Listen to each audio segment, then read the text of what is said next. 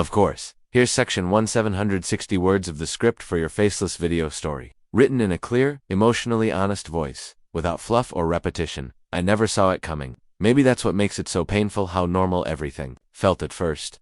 Josh and I had been married for 7 years. Comfortable, settled, in a rhythm that felt safe. He'd always been the quiet type, stable, reliable, the kind of man who remembered to bring home my favorite coffee on hard days. We weren't perfect, but I believed in what we had.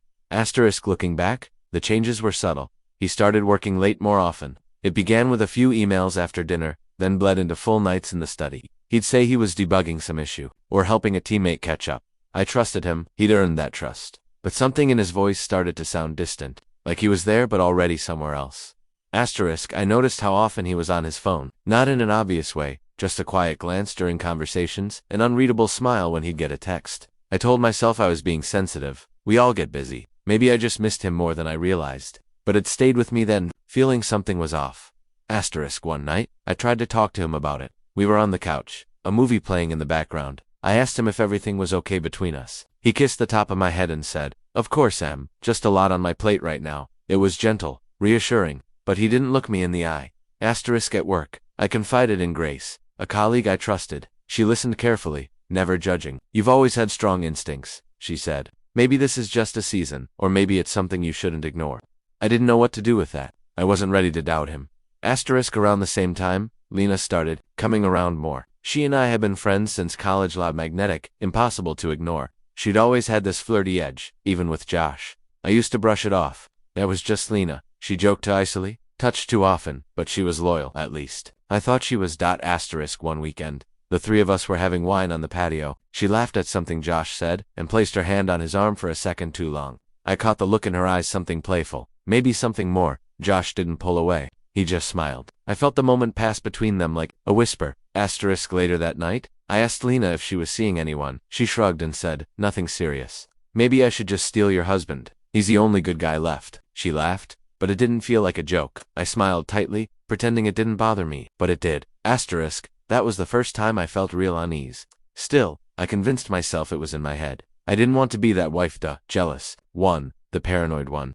Josh had never given me a real reason to doubt him, and Lena had been in my life longer than he had. Surely they wouldn't cross that line. But small things started stacking up. Lena texted me to cancel a lunch, saying she was caught up at work. But I had seen her post a story from a wine bar when Josh had mentioned visiting with coworkers the night before. When I brought it up casually, she just laughed it off. "Total coincidence," she said. Maybe it was.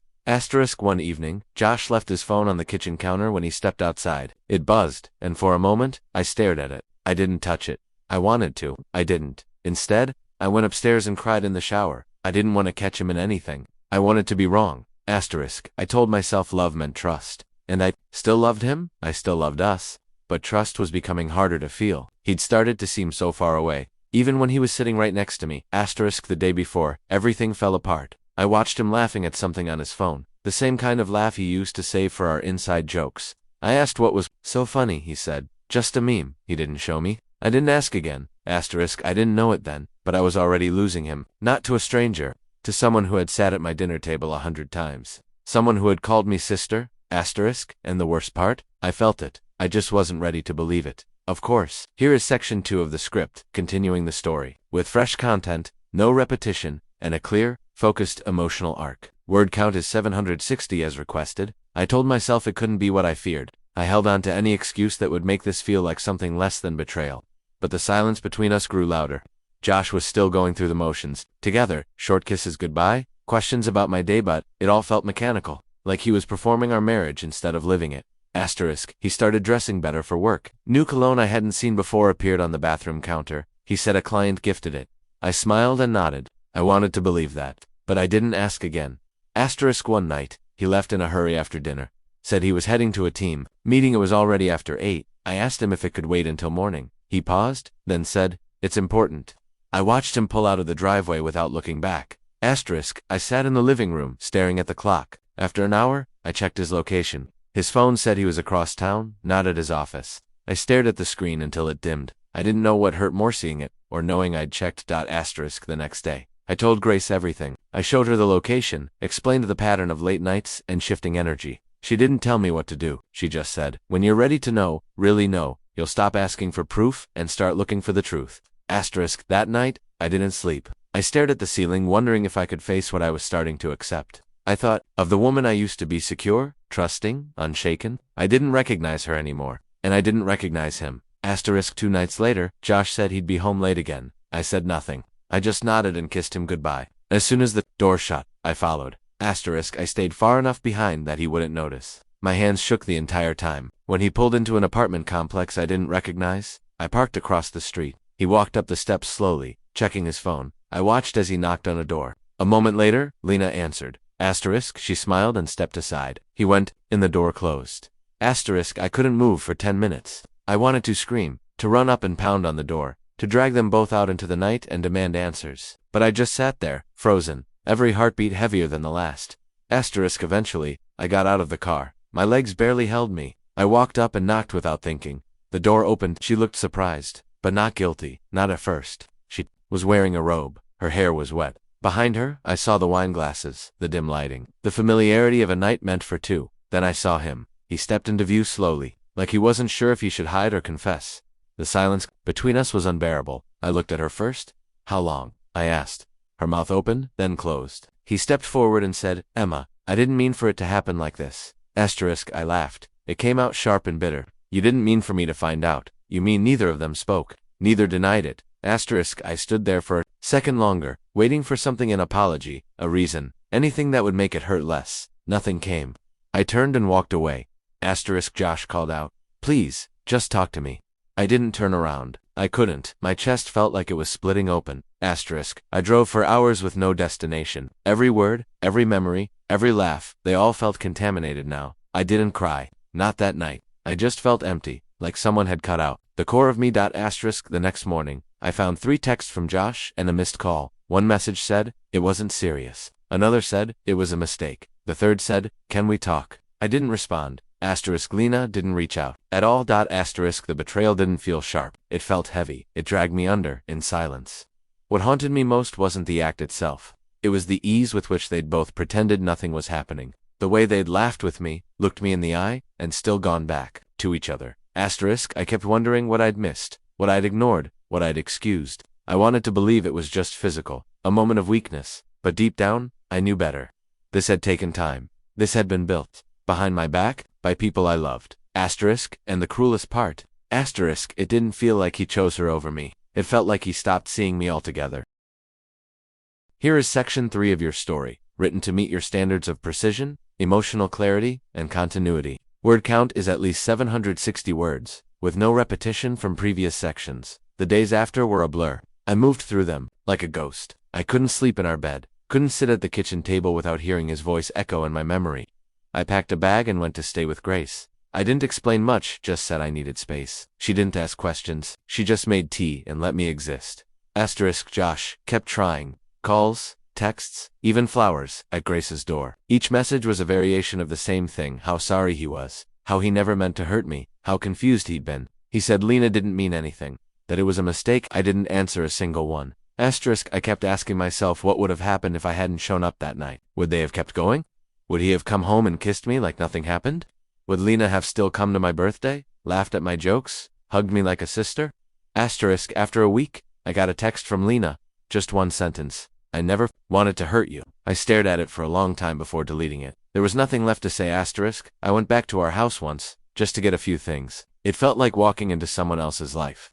The couch, where we used to watch movies, now felt staged. Our framed photos looked like props. I grabbed clothes, a journal, a few keepsakes. I didn't even open our bedroom door. I wasn't ready. Asterisk. Grace suggested therapy at first. I resisted. I didn't want to talk, but eventually, I went. Sitting in that room, I realized how long I'd ignored my own voice, how often I put harmony above honesty. I'd convinced myself that loyalty meant silence, that love meant staying even when things felt wrong. Asterisk. The therapist asked me one question that stuck. If you had trusted your instincts sooner, what would you have done differently? I didn't have an answer, not yet, but it haunted me. Asterisk. Weeks passed. I started waking up without a weight on my chest. I ate meals without crying.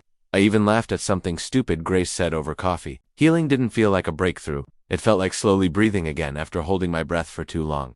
Asterisk. One afternoon, Lena asked to meet. Against every instinct, I said yes.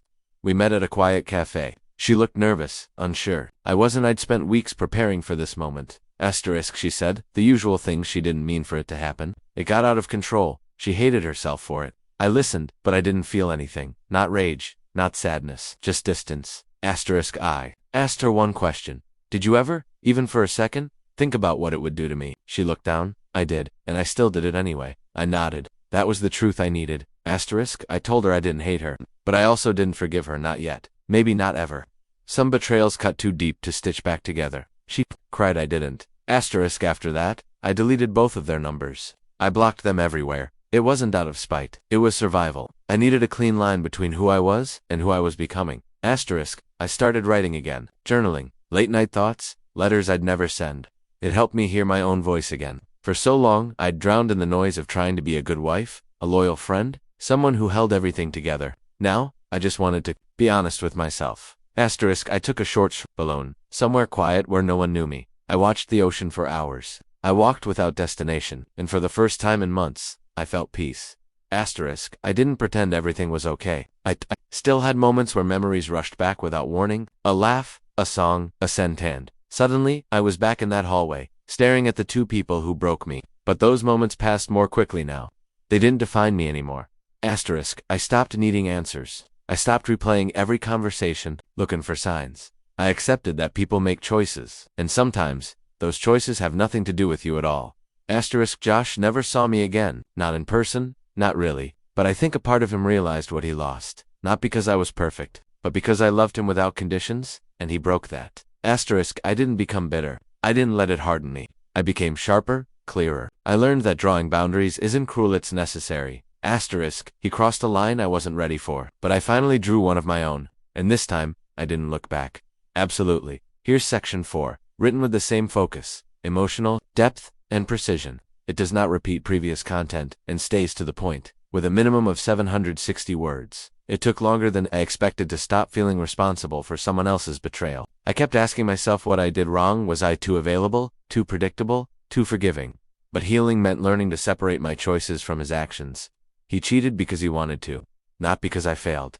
Asterisk, I realized how often I had put his comfort above my own clarity. I remembered all the times I swallowed my gut feelings just to avoid conflict. I wanted peace, so I ignored patterns. I confused silence for strength, and in doing so, I handed him space to lie. Asterisk, there was no dramatic closure, no final apology, that made anything easier. What I got instead was distance, time away from the noise, the explanations, the cycle of hurt. In that quiet, I saw our relationship for what it really was. Something that had stopped being real a long time before the betrayal. Asterisk, he didn't just cheat on me with someone I trusted. He made choices behind my back and expected me to live with them once they came to light.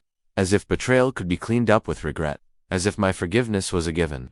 But I was done making myself smaller to hold space for someone who broke me.